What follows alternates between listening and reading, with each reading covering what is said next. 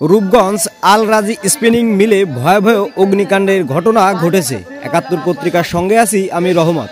নারায়ণগঞ্জের রূপগঞ্জে একটি স্পিনিং মিলে অগ্নিকাণ্ডের ঘটনা ঘটেছে। সম্প্রতি গত বুধবার ৮ জানুয়ারি রাত ১১টার দিকে উপজেলার পৌরসভার কর্ণগোপ এলাকায় আল রাজি স্পিনিং মিলে এ অগ্নিকাণ্ডের ঘটনা ঘটেছে।